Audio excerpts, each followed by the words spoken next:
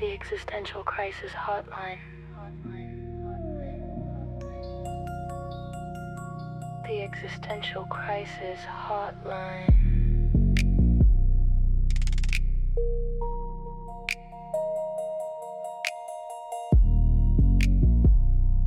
The Existential Crisis Hotline.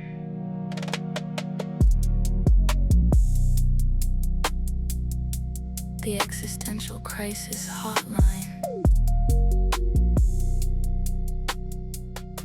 The Existential Crisis Hotline.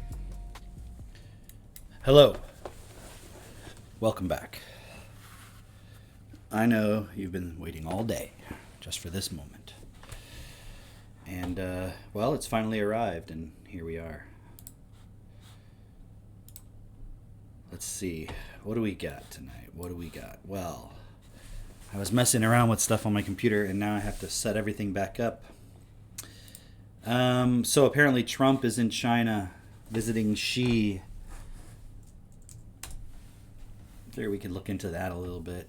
Something weird is going on with that. My assessment is that they are. What am I looking for? He's there to do some deals. Definitely do some deals. And I think one of those deals is carving the world up into two factions, China and America. I don't know. It's all very weird. They want the chips. China wants the chips. America wants the rare earth metals. Yeah. And either way, AI surveillance state is coming soon to a theater near you. Let me see. I gotta set up my. Look how small and tiny I am down there. I'm just a small, tiny little man. I gotta set this window capture back up. Let me see if I can do it. Let's see. There we go. Oh, and I got some new books in the mail, but I'll get back to that in a moment. I know you're chomping at the bit. Is it chomping or champing at the bit?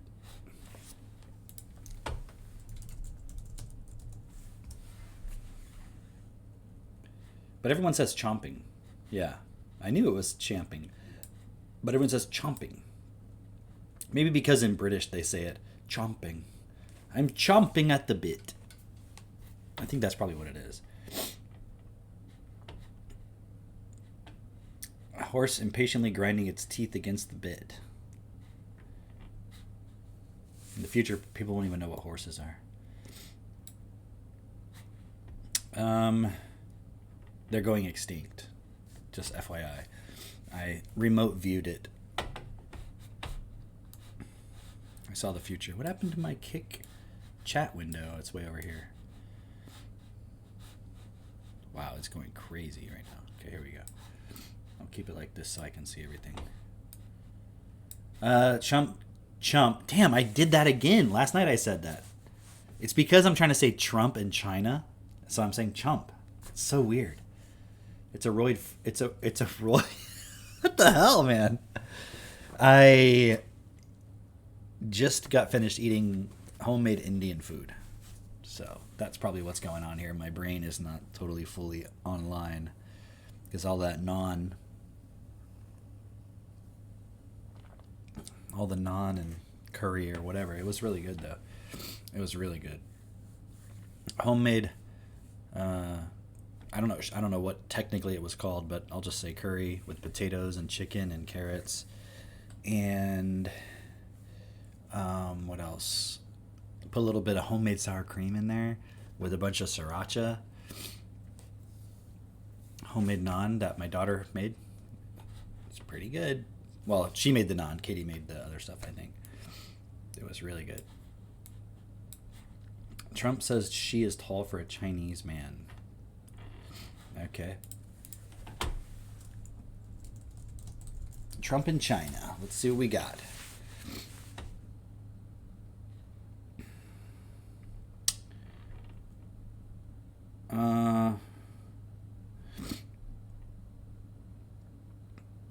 chaos behind the scenes, a Roydian slip.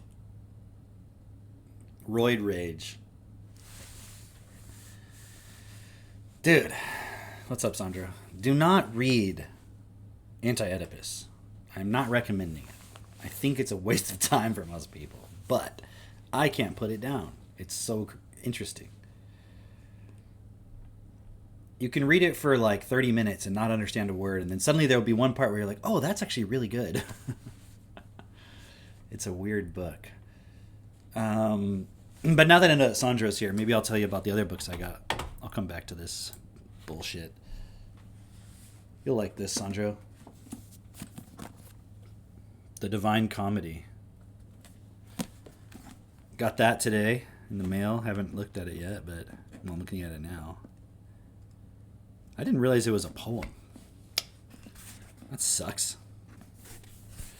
No, I'm kidding. But it looks pretty interesting. It's divided into 3 sections. Inferno, Purgatorio, and Paradiso.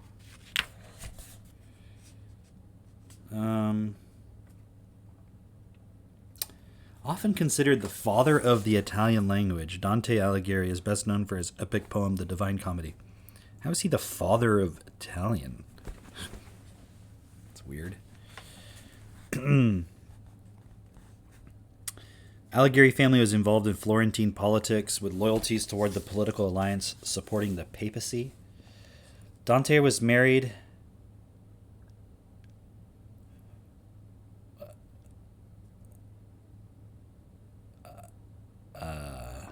what?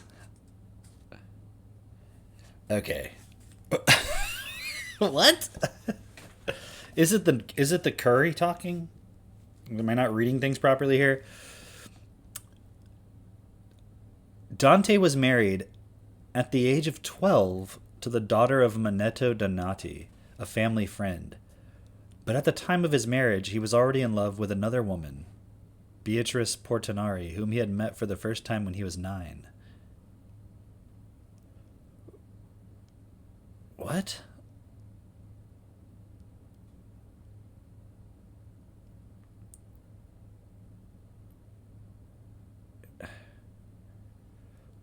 Beatrice married a banker in 1287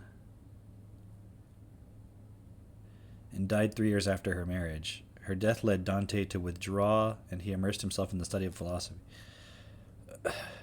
What? He got married when he was 12. Even though he was already in love with another woman. Was she a woman? Dude, what the fuck? What? I haven't even started the poem yet, and I'm already tripping out here. What the hell? Dante. Maybe we'll just talk about Dante tonight.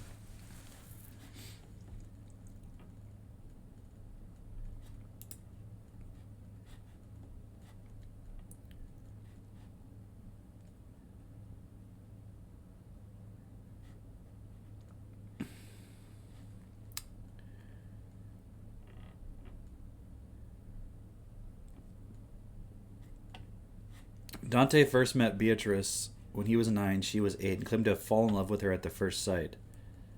When he was 12, he was promised in marriage. Dude, what? Contracting marriages for children at such an early age was quite common and involved a formal ceremony. Dante claimed to have seen Beatrice again frequently after he turned 18. That's just crazy. Maybe it's just my modern sensibilities.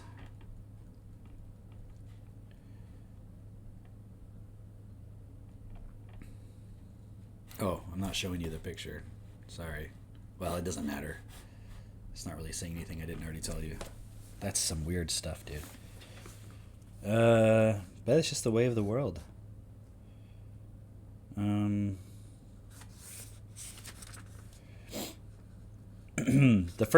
first part, Inferno, begins on the night before Good Friday in the year 1300. Dante, the narrator, is halfway through the journey of life and has lost his way in the dark woods. At last, he encounters the ghost of Virgil, the great Roman poet, and both of them embark on their journey to heaven through hell, the underworld. Virgil guides Dante through the 9 circles of hell. I got it because I was thinking about, like, I mean, I'm reading all this weird schizophrenic stuff, and I was like, I don't know, is is the Divine Comedy kind of like a schizo work? Maybe not. Maybe he's just making it up. Let's see. That's a weird picture. The rider, having lost his way in a gloomy forest, and being hindered by certain wild beasts from ascending a mountain, is met by Virgil, who promises to show him the punishments of hell, and afterward of purgatory, and that he shall then be conducted by Beatrice into paradise. He follows the Roman poet. Let's just see how it sounds. What is this version? Apparently this is like a really good at translation, so that's what people said anyways. Midway upon the journey of our life, I found myself within a dark forest, for the straightforward pathway had been lost. Ah me, how hard a thing it is to say what this forest savage, rough and stern, which in the very thought renews the fear. So bitter is it, death is little more. But of the good to treat, which there I found, speak will I of the things... Damn. Speak will I of the other things I saw there. All right. I cannot well repeat how there I entered. So full was I of slumber at the moment. I must have eaten a bunch of curry right before writing it, or going to the forest, in which I had abandoned the true way. But after I had reached a mountain's foot, at that point where the valley terminated, which had with consternation pierced my heart, upward I looked, and I beheld its shoulders, vested already with the planet's rays, which leadeth others right by every road.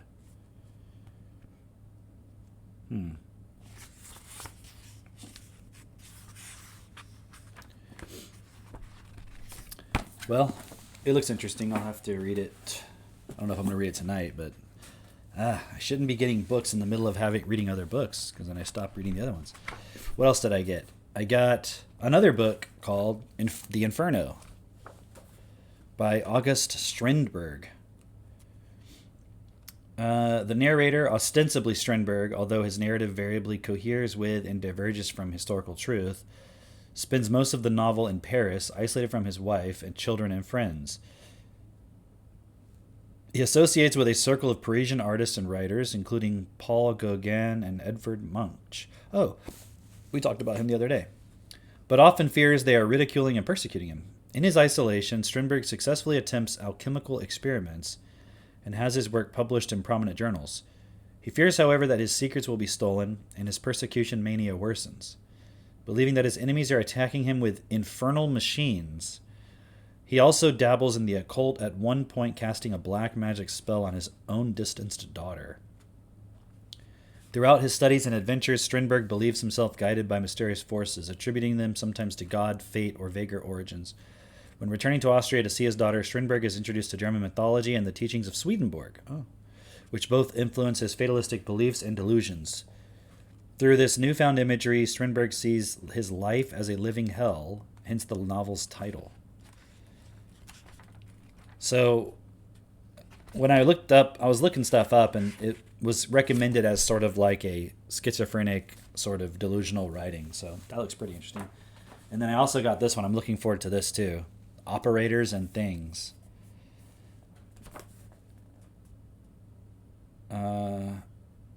For 6 months, talking about the author. For 6 months, she travels around the country on Greyhound buses, captive of the operators, who push and pull, torment, confuse, and exhaust her. And at the end of her time of madness, she understands precisely what has been happening. So basically, she realizes she was schizophrenic. I think this was written in like the 60s. 50s or 60s. Let's see. 58.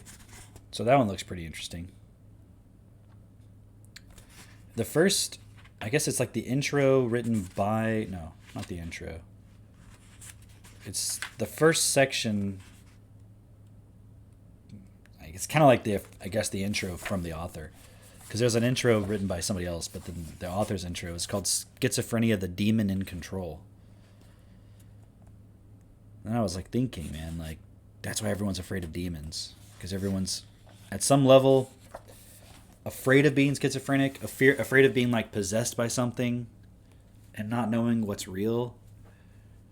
So yeah, that should be interesting too. But I read some more of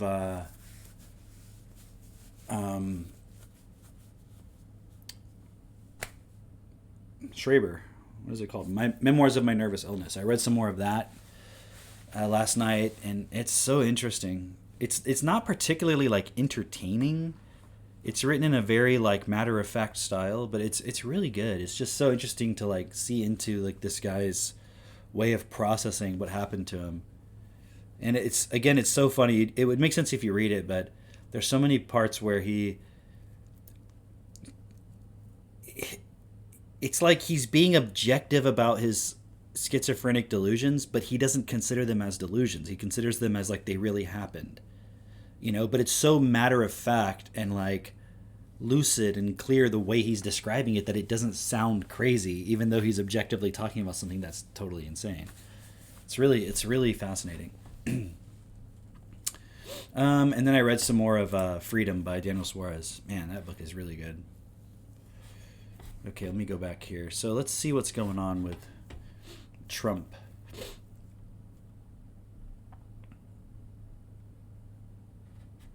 Let's see what he says here.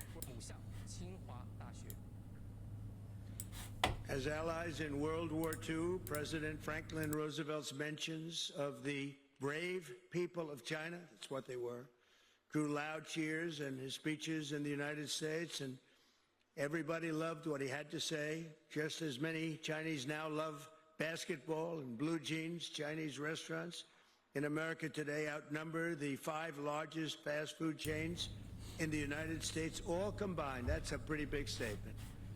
What? What? What are we even talking about here?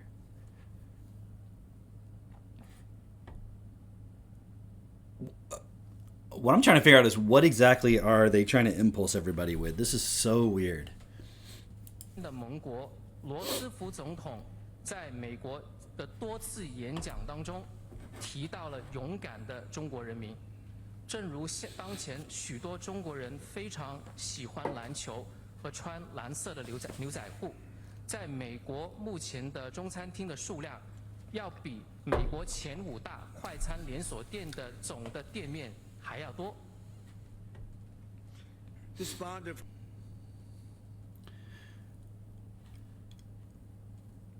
It's so weird because they're supposed to be the enemy, and it's like they're just chilling over here, talking about how great the bond is between America and China, and then on the other hand going like, we've got to stop China from winning the AI race.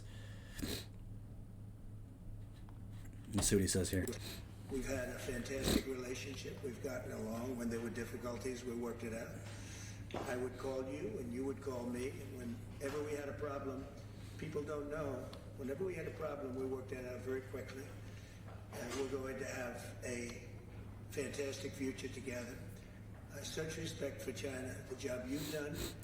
You're a great leader. I say it to everybody, you're a great leader. Sometimes people don't like me saying it, but I say it anyway because it's true. I only say the truth. And I just want to say, on behalf of all of the great delegation that we have the greatest businessmen, the biggest, and I guess the best in the world. We have amazing people, and they're all with me. Every single one of them, we asked the top 30 in the world, every single one of them said yes. And I didn't want the second or the third in the company. I wanted only the top. And they're here today to pay respects to you and to China. And they look forward to trade and doing business. And it's going to be totally reciprocal on our behalf. So I really look very much forward to our discussion. It's a big discussion. There are those that say this is maybe the biggest summit ever. They can never remember anything like it. I can say in the United States, people aren't talking about anything else. But it's an honor to be with you. It's an honor to be your friend. And the relationship between China and the USA is going to be better than ever before. Thank you very much. That's so weird, man. We should be partners, not rivals. Source: closed circuit television. They even got closed circuit television in the meeting rooms. Here, okay, so here's Trump. Sorry, folks, you got to fix the problem. Because we can't continue to allow China to rape our country, and that's what they're doing. It's the greatest theft in the history of the world. Sorry, folks, you got. In his defense, though, he does claim that it's because the leaders in America were incompetent or just letting China do it, but whatever. Here we got Elon Musk, Tim Cook. I saw Jensen Huang there. There's Stephen Miller, Larry Fink, BlackRock, Goldman Sachs CEO. Dude, this is like really surreal.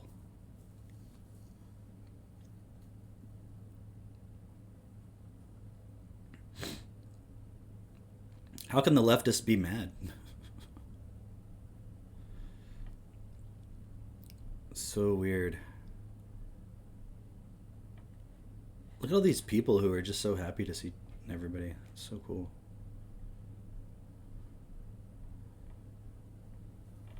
Oh, this is interesting. Look at them. They're just sitting around having some beers. That's crazy. How did they get that video? But I was watching some of the clips from Fox News. And it's just so weird what they're impulsing everybody with. Here's Brett Baer. What's he talking about? They probably can't hear him. Yeah. I don't know what the hell that was. Okay. Oh yeah, here's a funny one. Inside. This is the first of its kind for this kind of interaction. If you want to order something, hello, can I get a sausage, please? Okay. 烤肠 8.8 yuan. This is inside. Can I get a sausage, please? Interesting. In fact, our driver parked illegally for 2 minutes, and he got a message on his phone. Oh, and there's a better clip where they talk about, here he is. Big brother is watching. Oops. There are literally cameras everywhere in Beijing. We are outside the Haidian station, and I can count at least 20 on this Dude. board. In fact, in Beijing, they've added 1,500 cameras just this year alone. They see everything. There's nobody jaywalking here because they could get a ticket right away. In fact, our driver parked illegally for 2 minutes, and he got a message on his phone that he got a ticket for about $40 US because they saw it on the camera. Now, there are real questions what the CCP's goal is about citizen tracking and social scoring. They say it's to make everybody feel safe. These cameras are watching every minute. They're everywhere. And while they're watching us here in China, we hope you continue to watch. Special report from Beijing. And while they're watching, we hope you continue to watch.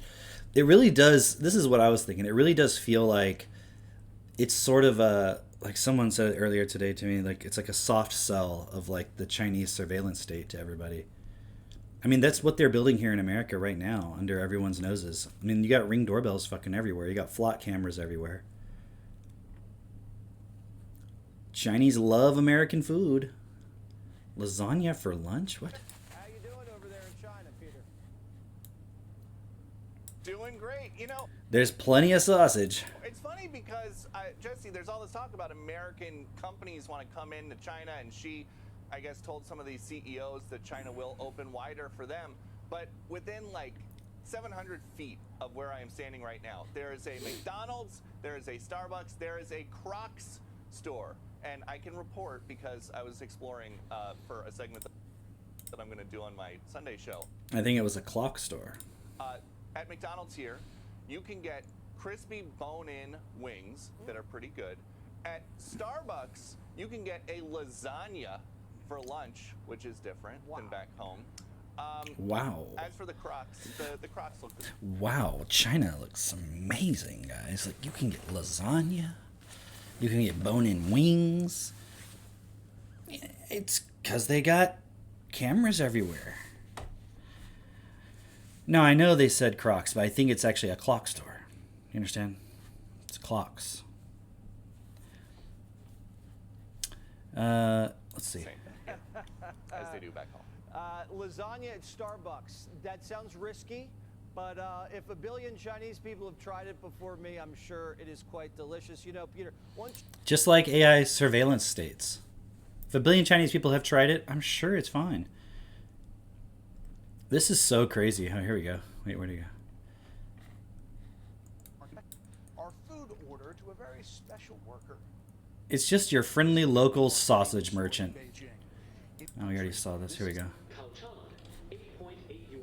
This is the first of its kind, moving a little slow, but Galbot is actually in 50 different pharmacies, warehouses, handling 300,000 orders. Was it still selling him on the sausage? Did you hear that?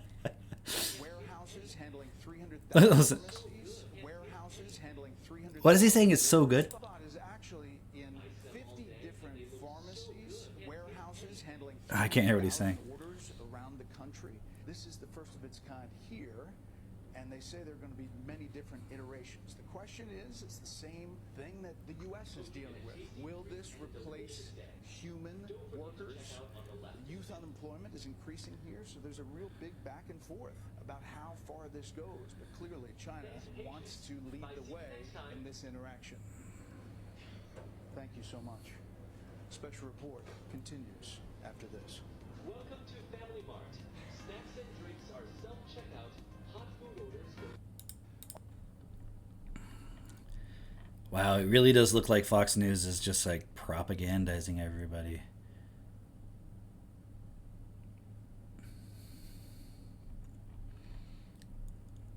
What is this?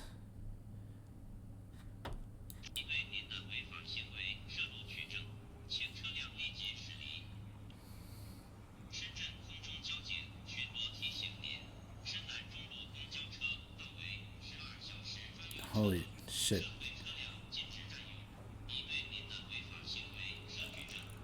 What?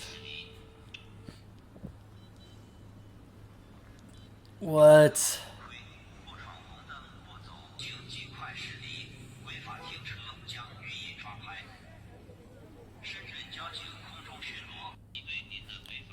Is that real?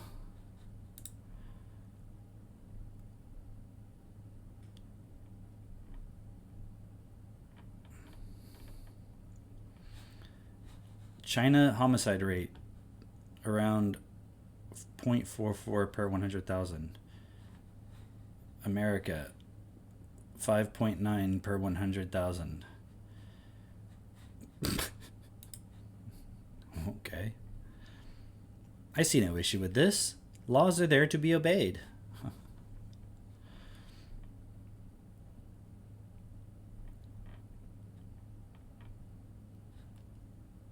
Weird.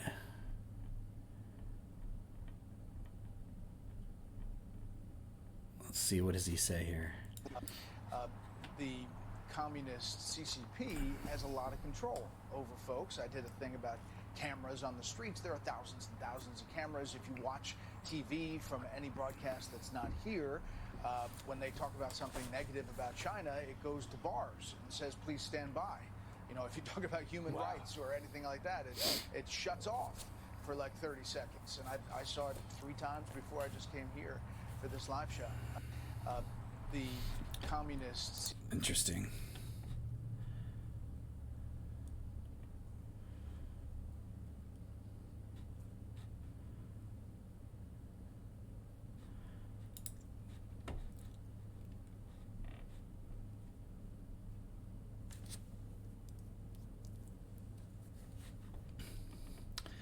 At this point, at this pivotal moment during President Trump's visit to China, the abysmal performance by the Fox News reporter was a true embarrassment to the United States. Fines for traffic violations are entirely justified. Indeed, adhering to traffic laws is a matter of basic common sense for every Chinese citizen, as well as for any foreigner visiting China. What does this possibly have to do with the socialist system? Furthermore, the enforcement methods employed here are many times more gentle and rational than those of American police. That might be true. At the very least, China's surveillance cameras are utilized to maintain public order and ensure safety. In contrast, America's AI-driven cameras are predominantly deployed for military combat and the invasion of privacy.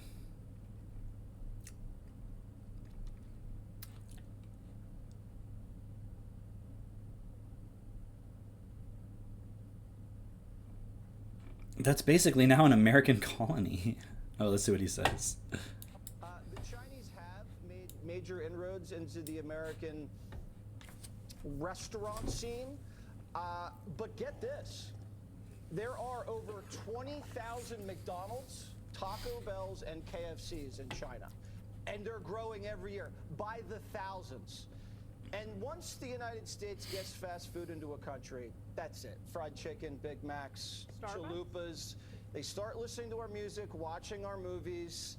They start marrying our women.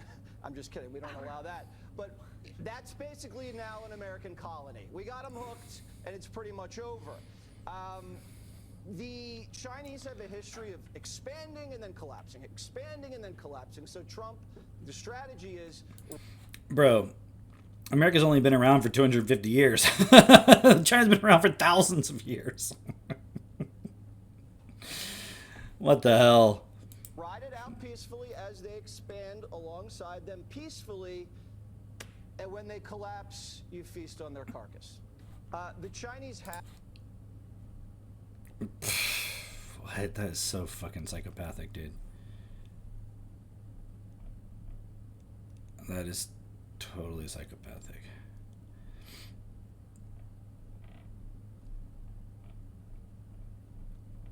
Looks like it's all pretty much just the same clips. Let's see what Marco Rubio says.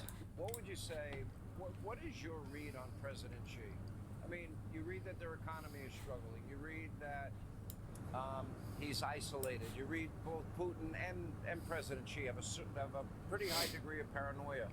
What is your read as you look at President Xi from a distance going into the meeting? Yeah, I think my read has been what I think has been for a while, and that is China has a plan. I mean, they clearly view themselves, they believe they will be the world's most powerful country. They'll surpass the United States, and they have a plan to do it.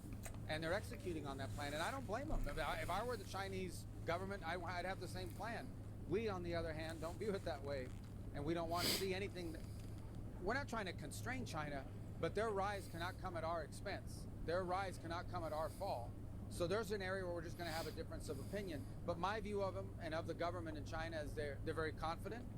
They have a plan, and they're trying to execute on that plan, which is fine. I understand that from a nation state perspective. But when that plan is in conflict with the national interest of the United States, we need to do what's right for the United States. And that'll come up on this trip. But more importantly, that'll be a feature of this relationship for a long time. If you have...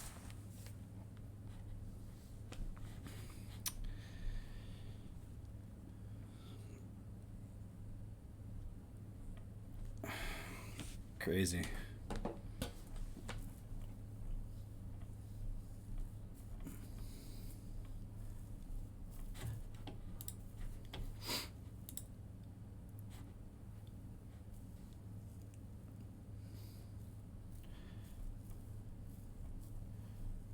Chinese robots. That's not real. That's obviously AI.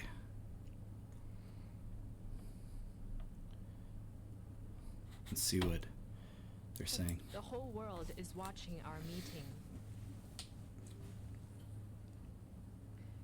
Currently, transformation not seen in a century is accelerating across the globe, and the international situation is fluid and turbulent. The world has come to a new crossroads. Can China and the United States overcome the Thucydides trap and create a new paradigm of major country relations? Can we meet global challenges together and provide more stability for the world? Can we, in the interests of the well-being of our two peoples and the future of humanity, build a brighter future together for our bilateral relations? These are the questions vital to history, to the world, and to the people. They are the questions of our times that you and I need to answer as leaders of major countries. This year, Like, he can't be stupid. He knows, like what Jesse Waters was just saying, that the U.S. ultimately wants China to submit to the United States. So it's like they're just talking. Politics is so weird because you just say a bunch of shit that you know no one believes. Like, who are they talking to?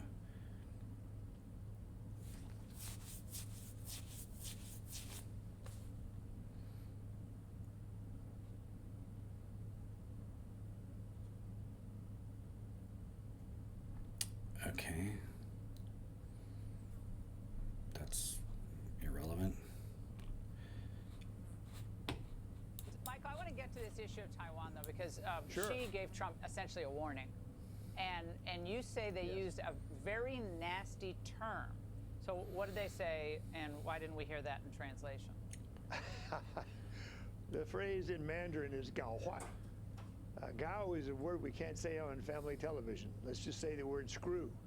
And then huai means bad or screwed up, let's put it that way. So that's what Xi Jinping said So, Gao Huai means fuck bad. I think that's what he's trying to say. in Chinese. And the Chinese in the room and were watching it in China, they can nod their heads. It's a warning to Trump. But I noticed several phrases like that, when they're translated into English, they're softened, they're made more sweet. It turned into don't mess it up. That was the English language translation. And we have that word hegemon that's been used a lot. America's a bad hegemon, going to decline. Well, when that was first translated to Kissinger and Nixon, the word hegemon, ba in Chinese, ba was said to be leader, which is very different from a tyrant. So these translation games, I think President Trump is wise to that as well.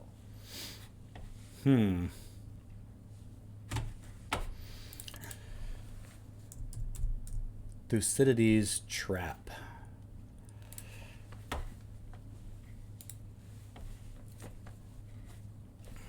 A term popularized by American political scientist Graham Allison to describe an apparent tendency towards war when an emerging power threatens to displace an existing great power as a regional or international hegemon.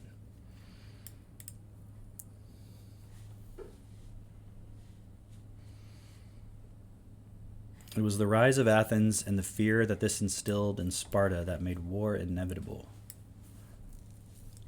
So can we avoid the Thucydides trap?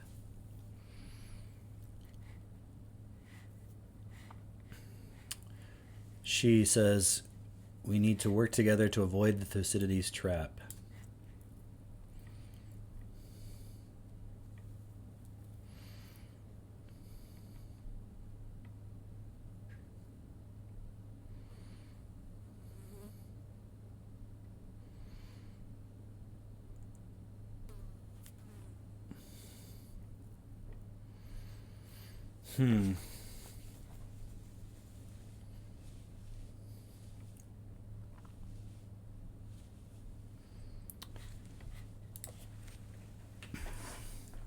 What is China's plan for the world? Oops.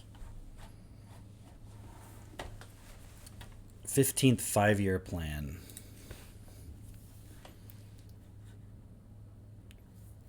The first plan was in 1953.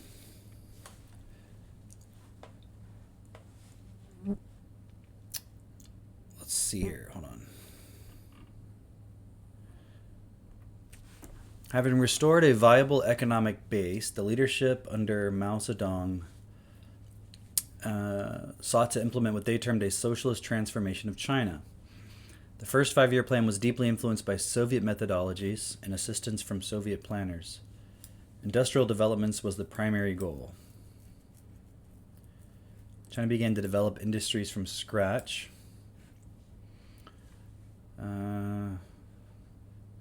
It attributed the backward state of Chinese economy to contradictions between the developing productive forces and the capitalist relations of production. Agriculture, fishing, and forestry would be collectivized. Regarding commercial and services industries, the approach in the first five-year plan was for the government to buy them out, including through coercing reluctant sellers if necessary.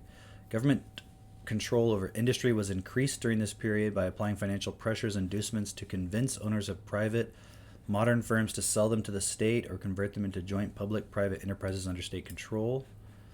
The plan strained agricultural production.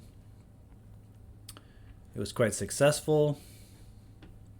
China began developing a heavy industrial base and brought its industrial production above what it had been prior to war. Raised its agricultural production to above pre-war levels. By 1956, China had completed its socialist transformation of the domestic economy. Okay. The second 5-year plan, it says see also Great Leap Forward. Is that the same thing? 58 to 62. Okay. The second 5-year plan was more modest than the first, but was de facto abandoned since the beginning of the Great Leap Forward. Okay, it was an industrialized campaign with China from 1958 to 62. Wait, is that the same one? Oh, okay. The first one was 57, okay.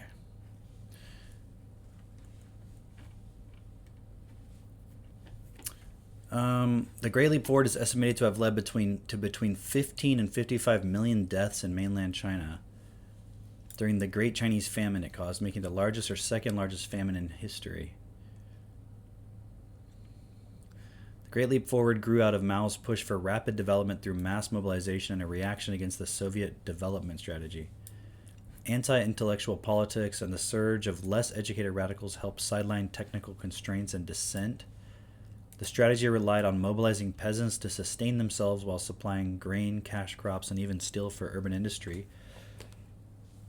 Famine worsened when procurement quotas were set using false reports from the countryside.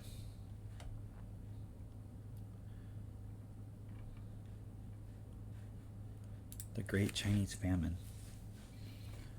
A famine that occurred between 59 and 61.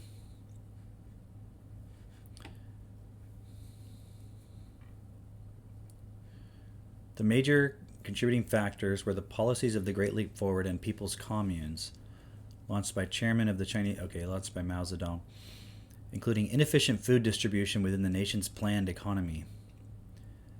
The problem is they didn't have enough computers, I guess. The state's extremely high grain confiscation rates for foreign exports, the use of poor agricultural techniques, and poor irrigation projects. The Eliminate Sparrows campaign. Oh yeah, I remember reading about that. Over-reporting of food production and political suppression. The rapid transition of millions of farmers to industrial labor, iron production, and steel production.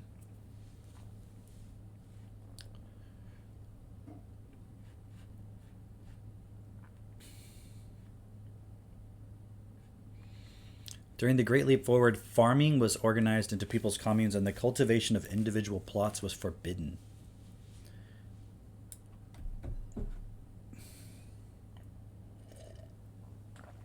It kind of seems like the whole data center stuff is very similar. Something about it. Putting up all these data centers, no one has a choice.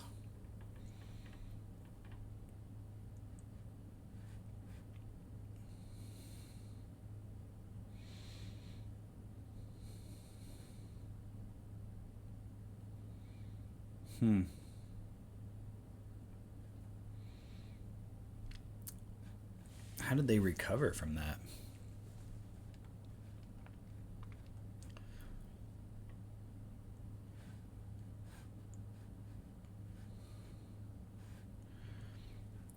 The third plan was originally due in early 63, but at the time China's economy was too dislocated as a result of the failure of the Great Leap Forward and poor harvests to permit any planned operations. No 5-year plan ultimately covered the period of 63 to 65.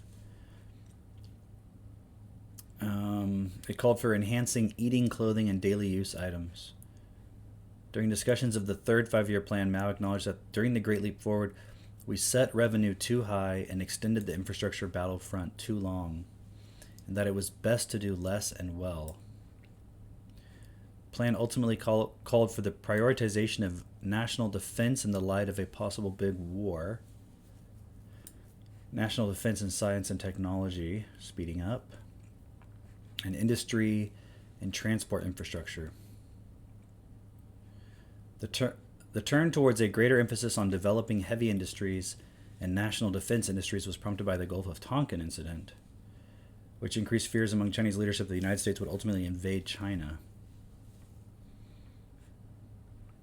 The fourth five-year plan sought decentralization and prioritized small-scale indigenous and labor-intensive development projects over large-scale foreign and capital-intensive development. The fifth plan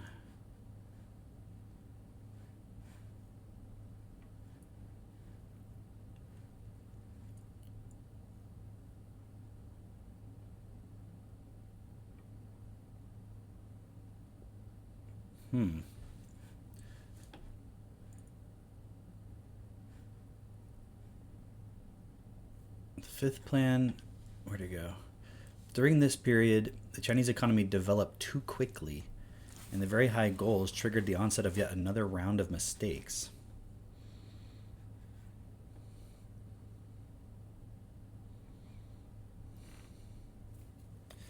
The sixth plan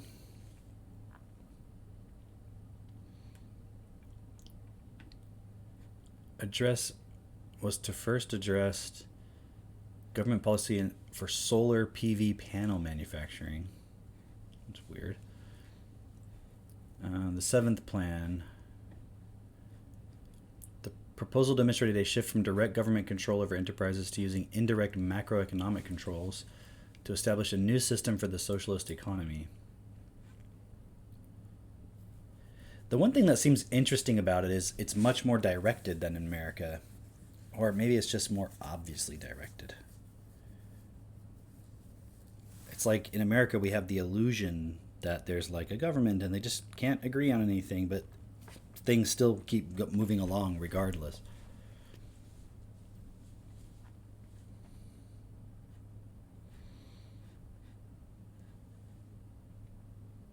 The 10th plan describes science, technology, and human resources as decisive areas for them to catch up with advanced countries.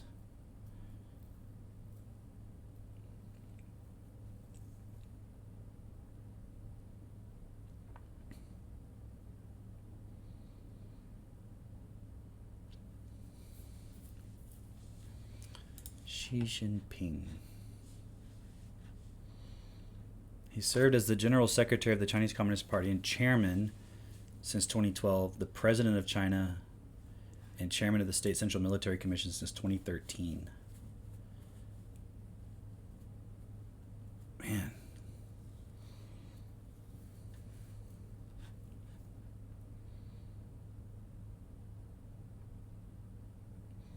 The elder son of Shi Zhongxun's, I don't know how to say that, second marriage to somebody. She is considered a princeling, but kept a low-key image in his early career. As a teenager, his father was purged and he was sent down to the rural village of Longjiahe. I cannot say any of these words. I don't know how to pronounce them. During the Cultural Revolution, he lived in a yaodong there, joined the CCP after several failed attempts, and served as the local party secretary. He studied chemical engineering as a worker peasant soldier student, rose through the party ranks.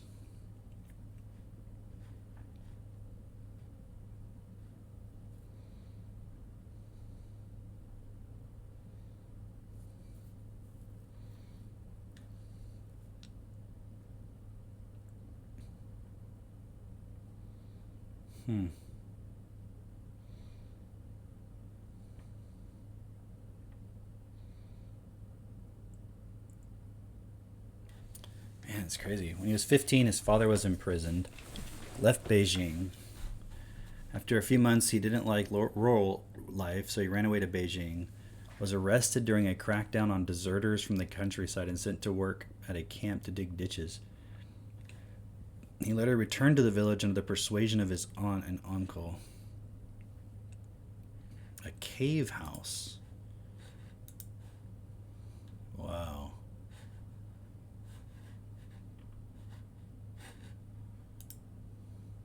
at that.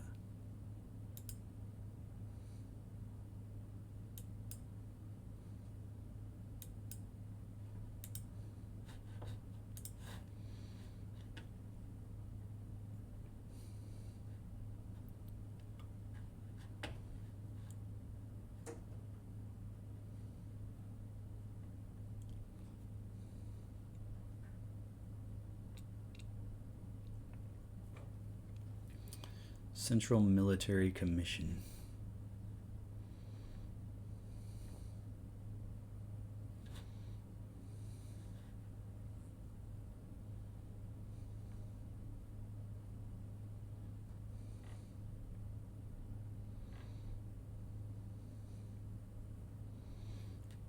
Man, he's been around since Bush. Is that right? How is that possible? 2008? Okay, he wasn't necessarily like the president or anything then, but yeah, Hu Jintao. I remember that. I was like, who's the other guy? I remember that guy.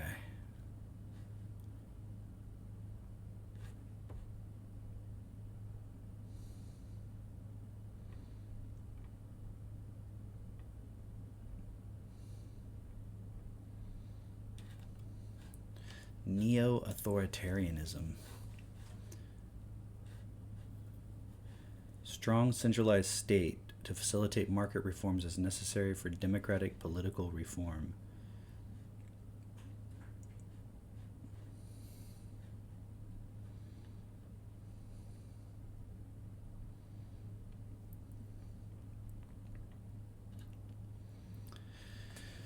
Interesting.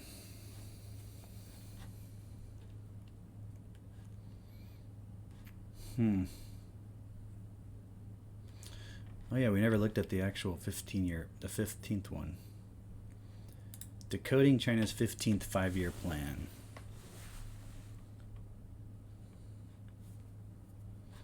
China's latest five-year plan signals that it has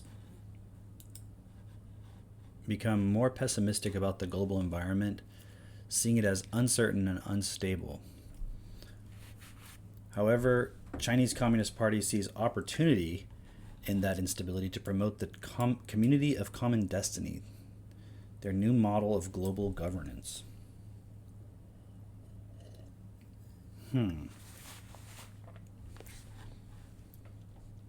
Also signals that the Chinese will continue to use the United Nations to advance this new global governance system.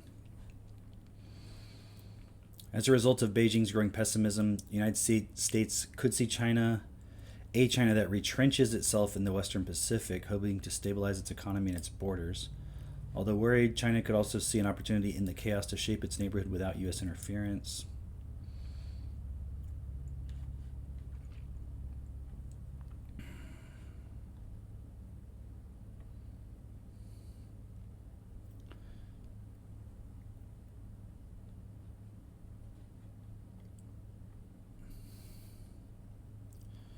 Most of the differences, let's see.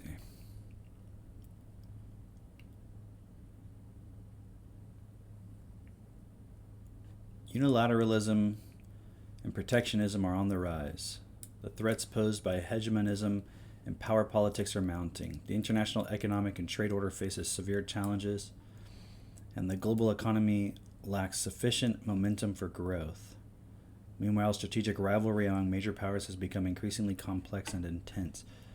What's the difference between the outline and the recommendation? I missed that.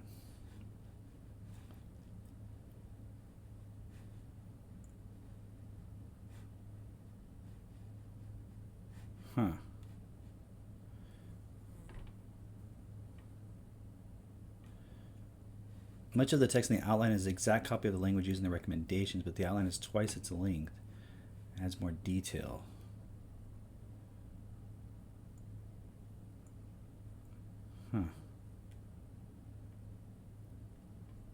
So they create the outline, they draft the recommendations. Okay. The global governance deficit is widening. Security issues are becoming more acute.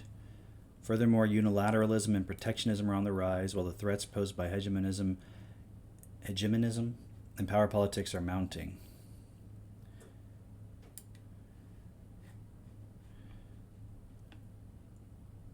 Changes bring opportunities, and challenges inspire fighting spirit. Sounds like some Chinese philosophy. We should seek mutual benefit instead of playing a zero-sum game. We should pursue openness and inclusiveness instead of alliances and confrontation. We should pursue wide consultation and joint contribution instead of unilateralism.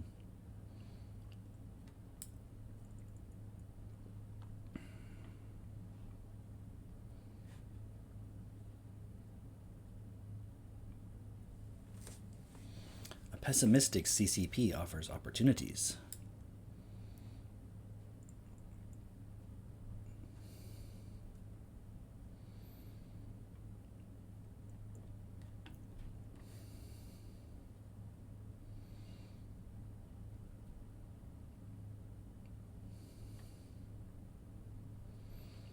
Deciphering China's mindset.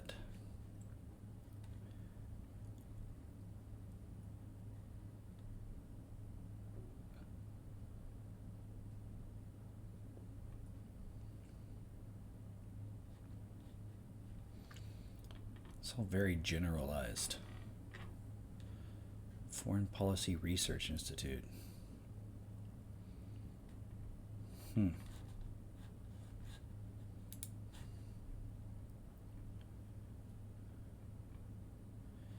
Integrating cybersecurity into every layer of digital development. They must have read Freedom by Daniel Suarez.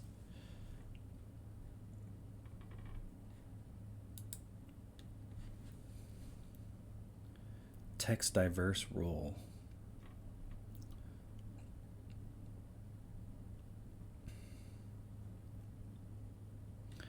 At the local level, the plan moves to prevent local officials from wasting capital on ill-considered data center projects.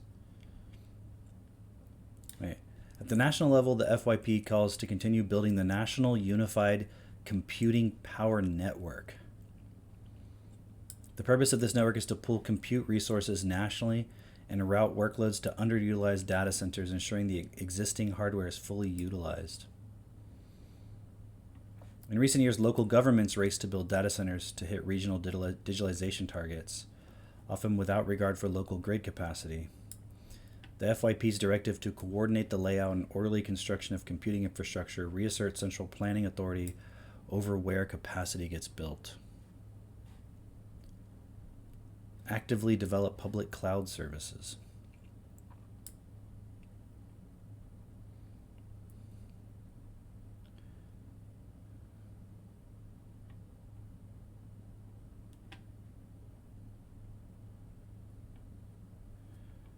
At this point, the strength of China's high-end semiconductor manufacturing capabilities is an engineering problem. There's little more the state can do to accelerate R&D timelines. Infrastructure optimization, by contrast, is precisely where direct state intervention can move the needle. Regardless of how the chip export controls ultimately play out, a leaner, better coordinated compute infrastructure will serve China over the well over the long term.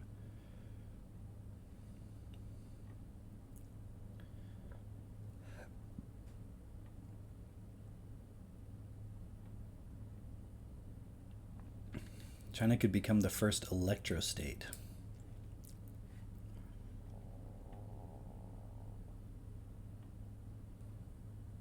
Solar has come so far and so fast in the past 5 years that I dared dream what it could be, despite a disappointing 5-year plan.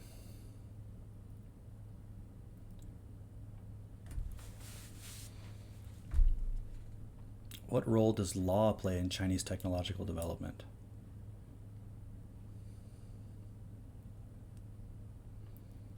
Trigger-based regulation.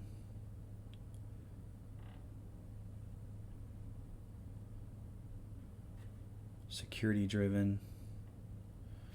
The 14th FYP treated semiconductors, AI, quantum, and digital infrastructure as major development priorities, but kept them within a familiar framework of modernization and industrial upgrading. The new plan outline is different in tone and design. It is much more explicit about breaking bottlenecks, securing strategic initiative, and reorganizing state support around resilient control of critical technologies and rapid deployment at scale. What stands out most is that AI is no longer just one priority sector among many. It is the organizing logic for a broad industrial transformation.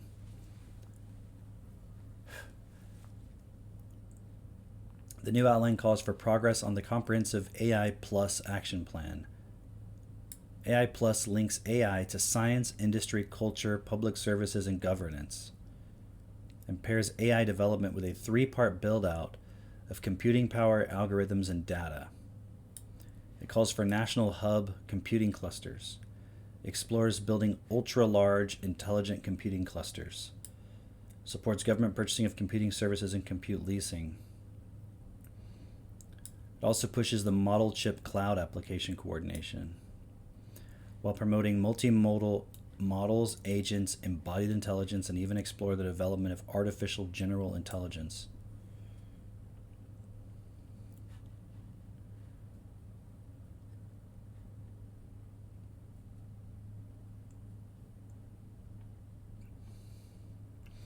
The plan is also more ambitious on robotics and future industries. It names robots, particularly humanoid versions, as among critical strategic industries, and elevates embodied intelligence to the same tier as quantum technology, brain-computer interfaces, 6G, and nuclear fusion. Damn. It also introduces structured mechanisms for the state to support future industries, large-scale application demonstration programs, national AI application pilot and testing bases, concept verification centers, and explicit risk-sharing mechanisms for investment.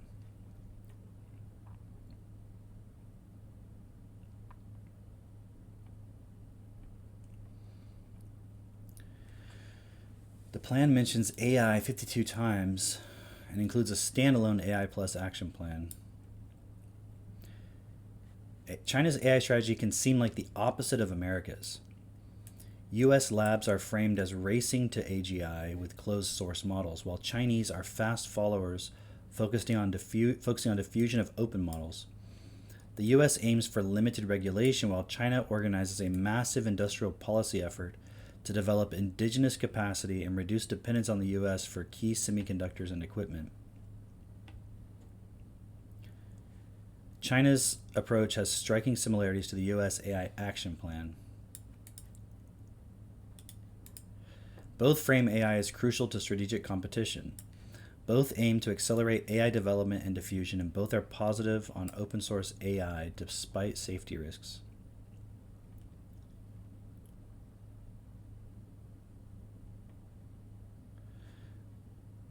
Point after point in China's plan calls to accelerate initiatives to develop and diffuse AI, reminiscent of the second Trump administration's support for AI accelerationists over more cautious voices accused of being doomers.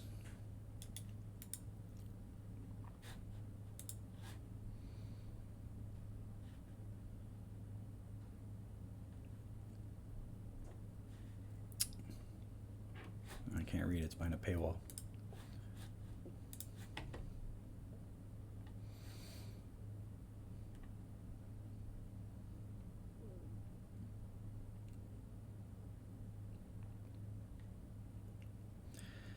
Where the two countries differ the most is the role of the state. The U.S. plan is more focused on eliminating perceived barriers to AI development and adoption through deregulation. China's more interventionist plan calls for the state to take on a more active role to foster self-reliant, controllable inputs for AI that do not depend on the United States. Efforts to make more advanced chips for training and inference, forming nationwide networks of computing power and a national market for data.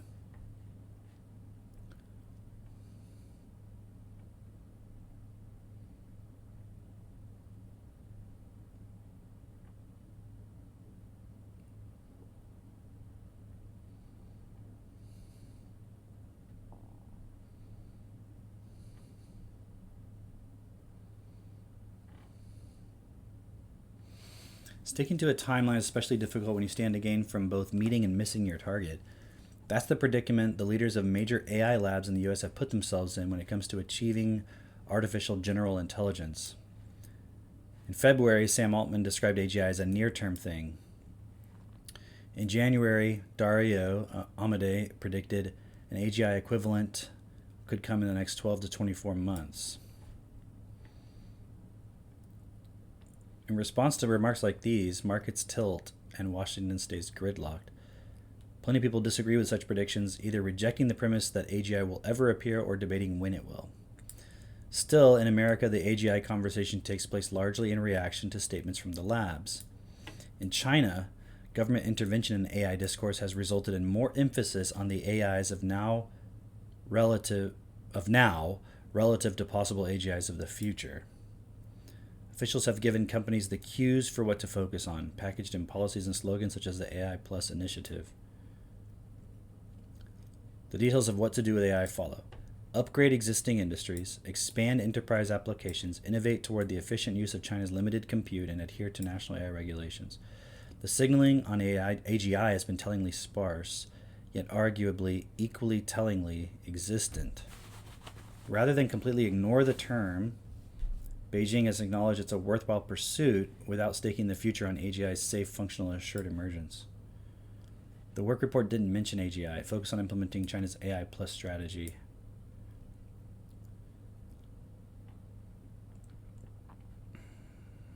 One thing is clear.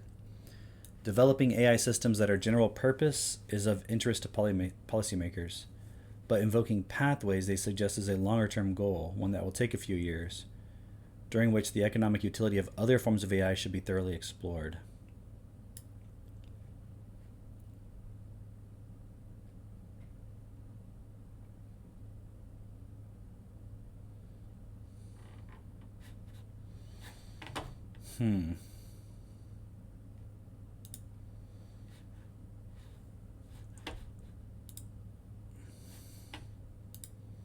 Let's see what this is from Kate.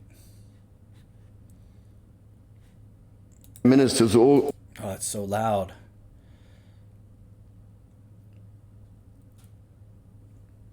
Why is it doing that?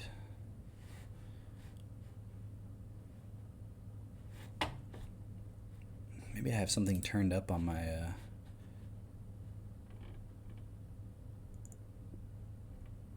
output volume. No? It's like all the way up.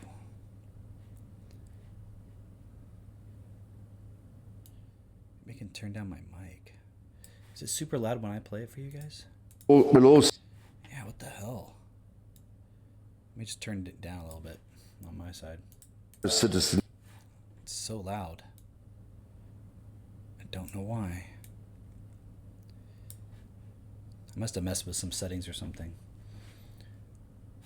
Okay, let me just reload it and I'll just listen. I'll just watch what I'll read what he says. My ministers will also proceed with the introduction of digital ID that will modernize how citizens interact with public services. Yeah. Yeah. Well, he sits there wearing a fucking crown.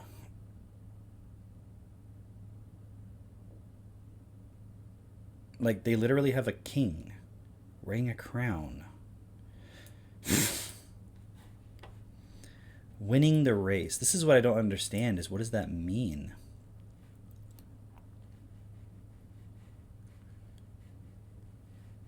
National security imperative for the United States to achieve and maintain unquestioned and unchallenged global technological dominance.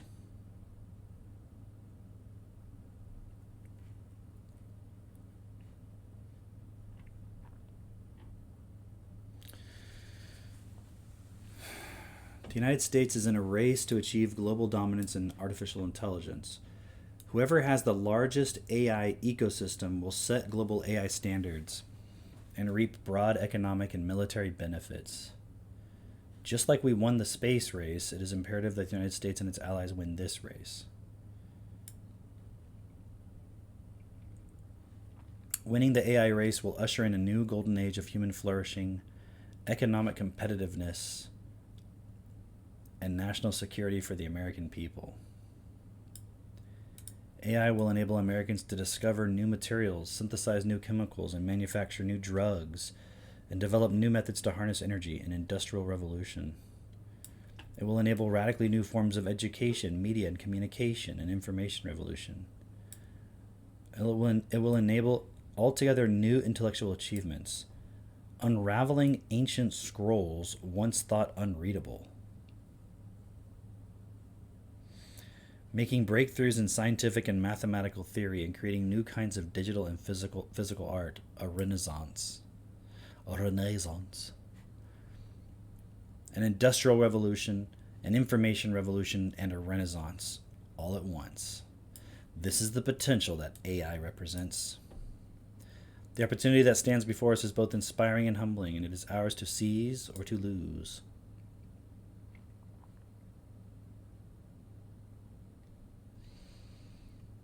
We need to build and maintain vast AI infrastructure and energy to power it.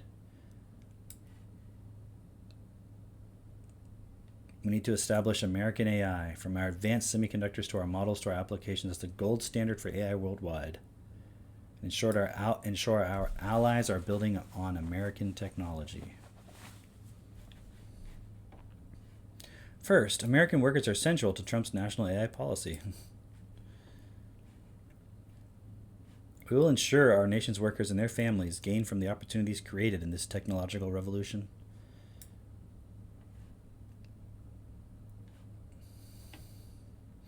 Our AI systems must be free from ideological bias and be designed to pursue objective truth rather than social engineering agendas when users seek factual information or analysis.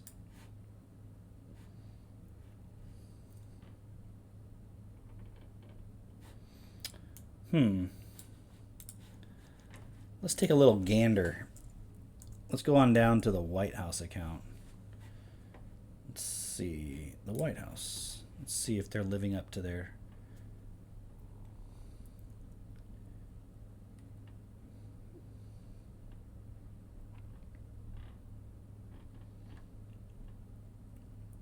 This is a weird post by the CIA.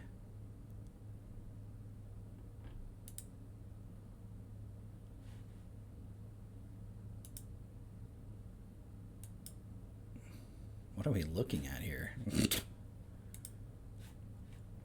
Why is everyone so blurry in Cuba?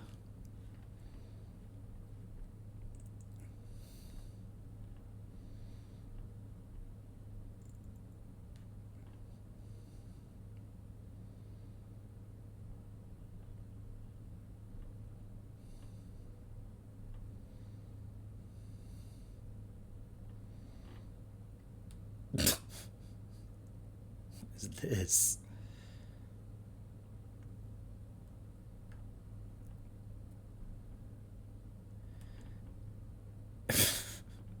Golf course? This post is from an account I blocked. A Wall Street Journal analysis of thousands of posts found that President Trump uses Truth Social to spread conspiracy theories and attack his adversaries. They said, "Sorry that happened to you, Wall Street Journal," and it's got a sombrero on it.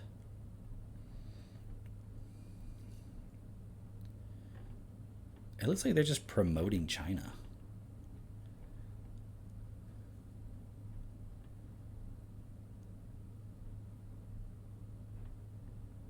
It's a lot of China stuff.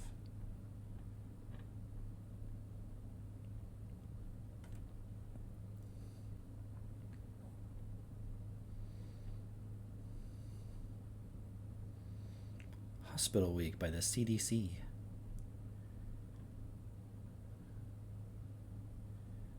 They're taking fraud seriously. That's good to know.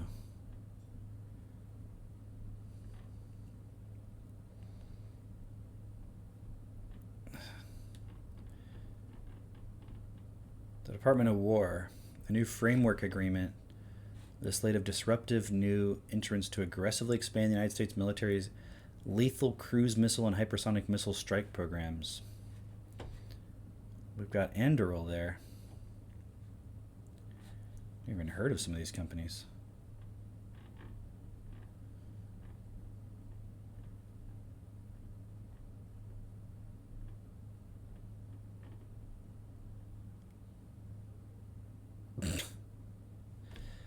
I mean, look at that.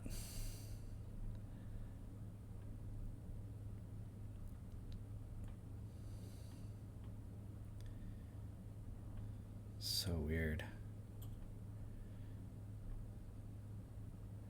Homes are for people, not corporations.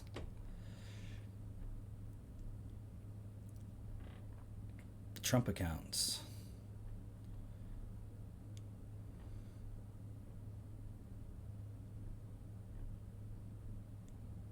Bye-bye fast boats. Lasers. Bing, bing, gone.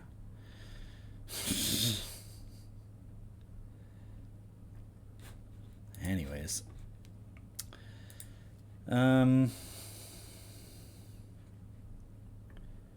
Accelerate AI innovation. Open source and open weight models.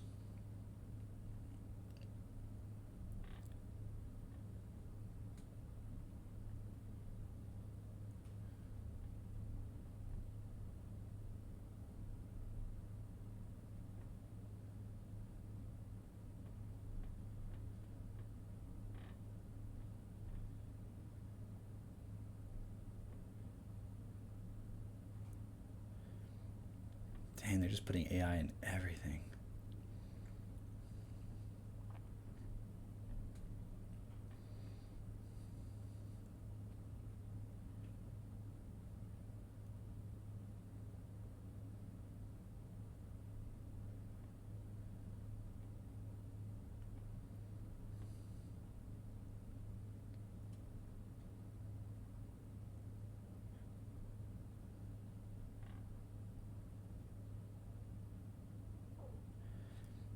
Explore the need for a nationwide Clean Water Act Section 404 permit for data center.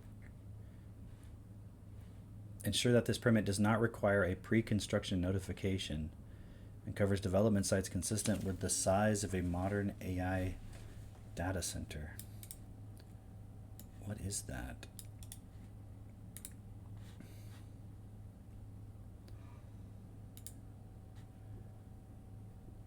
Establishes a program to regulate the discharge of dredged or fill material into the waters of the United States. The basic premise is that no discharge of dredged or fill material may be permitted if a practicable alternative exists that is less damaging or the nation's waters would be significantly degraded.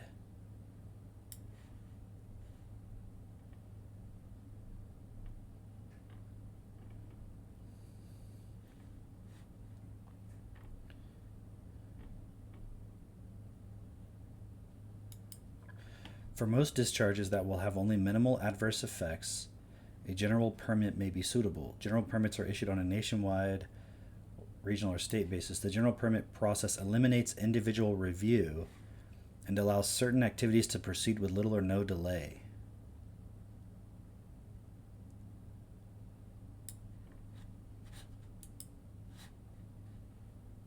So they want to just give a permit to the data centers.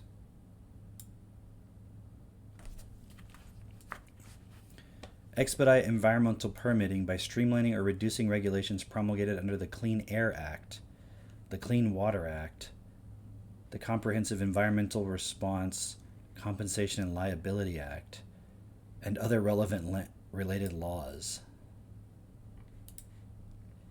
Make federal lands available for data center construction. Is that what they're doing with the national parks? Remember that whole thing about them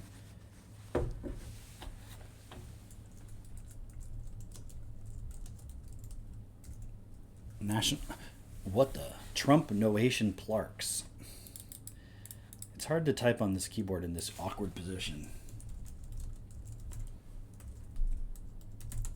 I tried.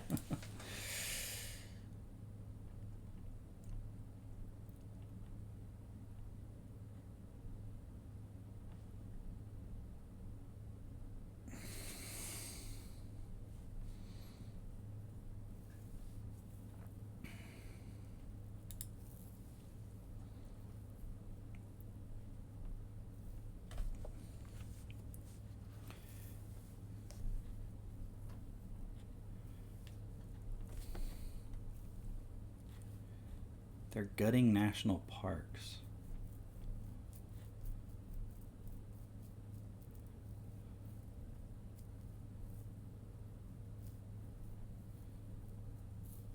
I don't know. I just remember seeing something about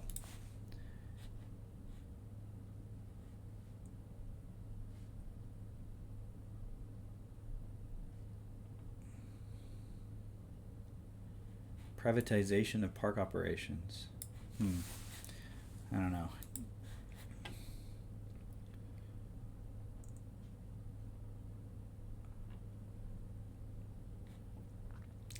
Develop a grid to match the pace of AI innovation. The U.S. electric grid is one of the most largest and complex machines on Earth.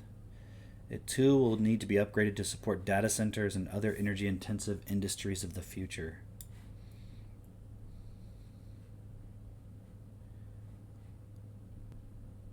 Stabilize the grid of today as much as possible. Optimize existing grid resources as much as possible.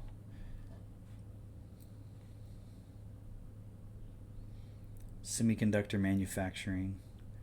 High security data centers for military and intelligence community usage.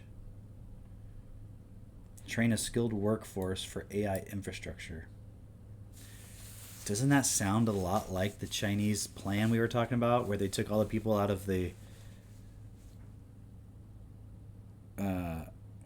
they took them out of like the rural areas and made them industrial workers or whatever it was? I forget what we were reading now. It was in here somewhere.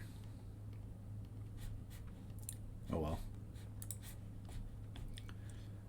To build the infrastructure, we need electricians, HVAC, and a host of other high-paying occupations. They're just going to turn everybody back into workers.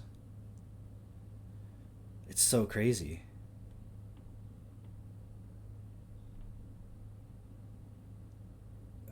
It's just so insane, man. Like, they took everyone out of the farms.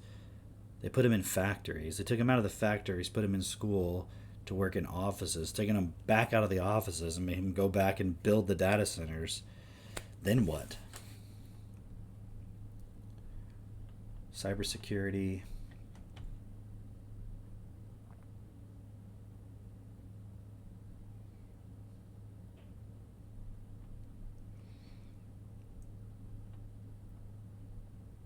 Counter Chinese influence in international governance bodies. Strengthen AI compute export control enforcement.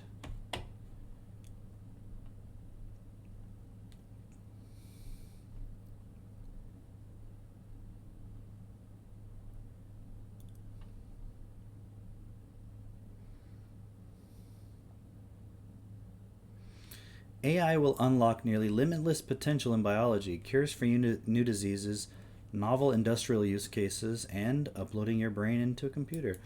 At the same time, it could create new pathways for malicious actors to synthesize harmful pathogens and other biomolecules. The solution to this problem is a multi-tiered approach designed to screen for malicious actors along with... How about don't build this shit? Oh, that's it.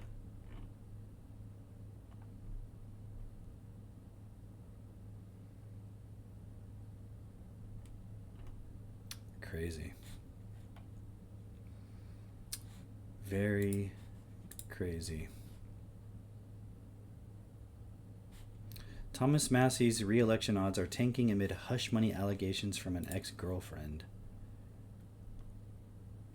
This is a paid post by Polymarket. They're just advertising Polymarket. Look at that. They're going to take him out one way or the other. Why are they posting this bullshit? This is so obviously AI.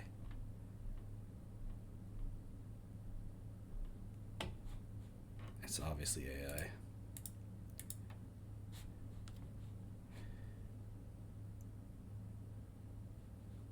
Trump says it's good to have 500,000 foreign Chinese students in the U.S.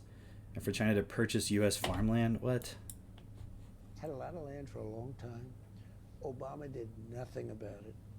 They bought a lot of it during the Obama administration. He did nothing about it. As far as the students, it's 500,000 students they come, good students.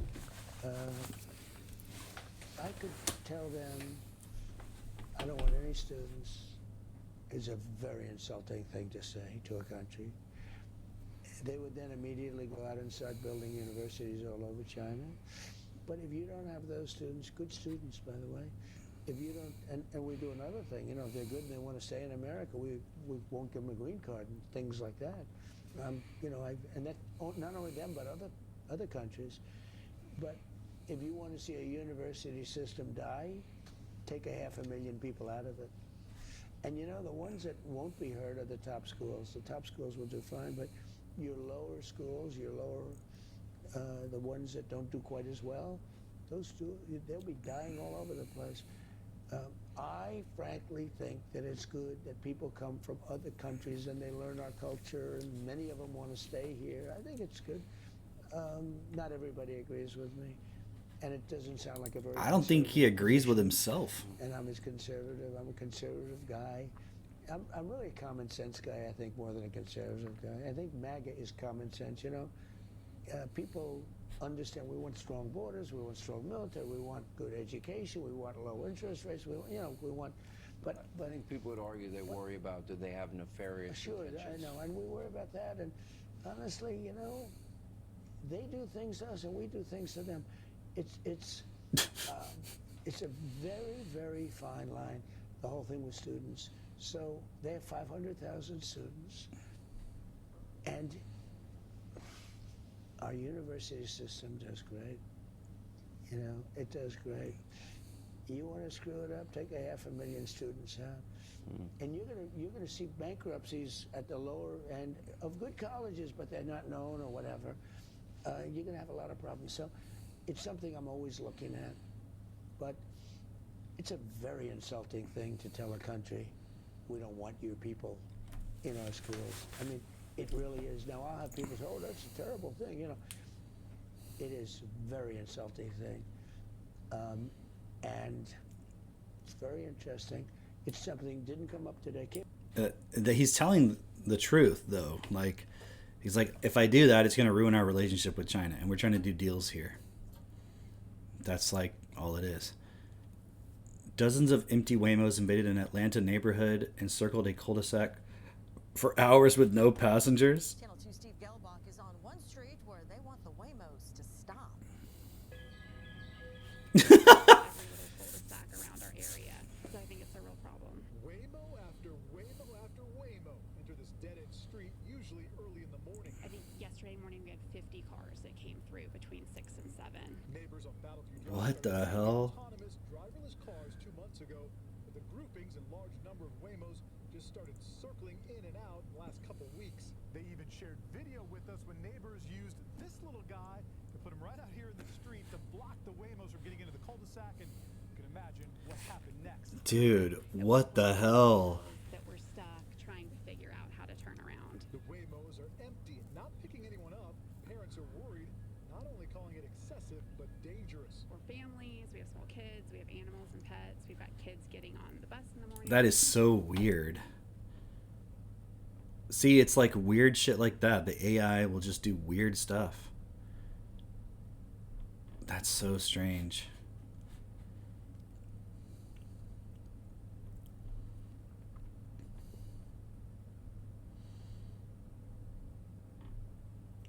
Sanders and AOC introduced a bill to pause all AI data center construction.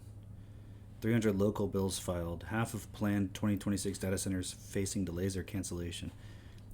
And then Randy Fine says, how to say you're a Chinese agent without saying you're a Chinese agent. So it's okay to call them Chinese agents, but not you know what.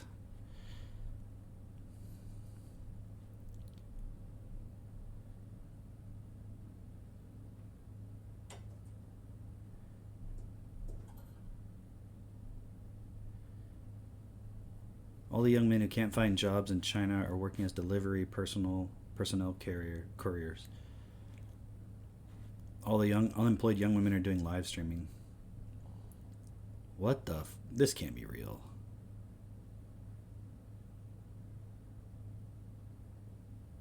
What? Is that real?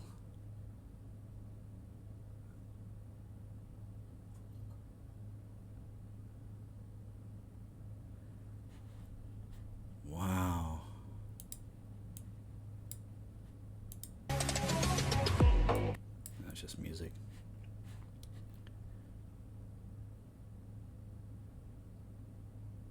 So weird. I wonder if that's real.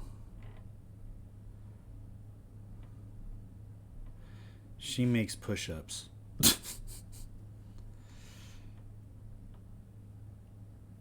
I saw some Asian girls in Rome. They were doing streaming outside, same as here. So is this AI video? Yeah, exactly.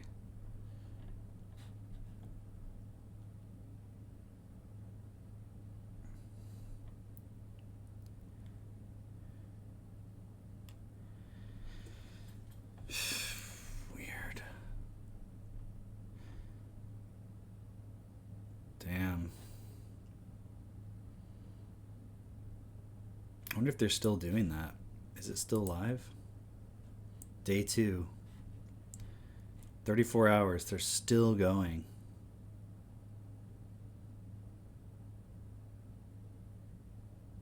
Wow. Do you think they're just recycling the packages?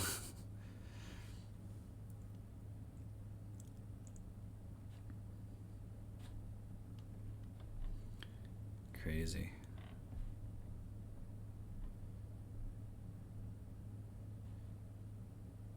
What? Is that even the same person?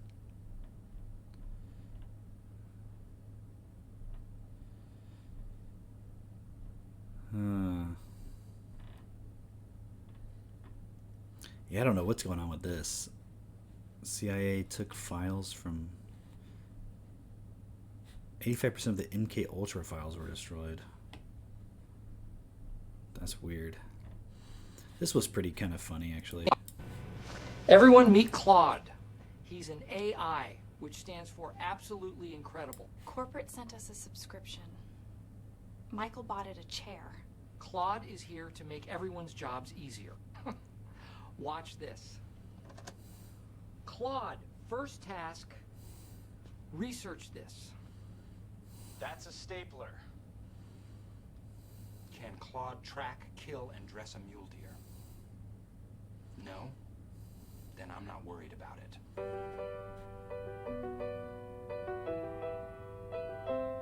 That's kind of crazy that I can do it that accurately.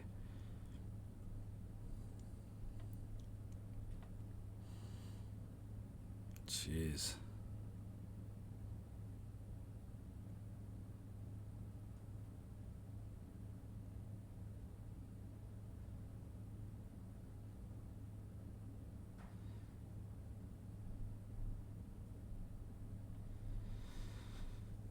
Huh. Fascinating. What does that look like? It looks like a UFO. Is that what you wanted me to say? Looks like a UFO.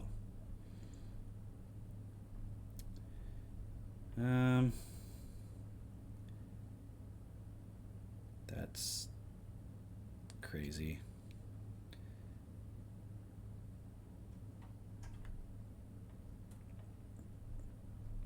The Temple of Heaven.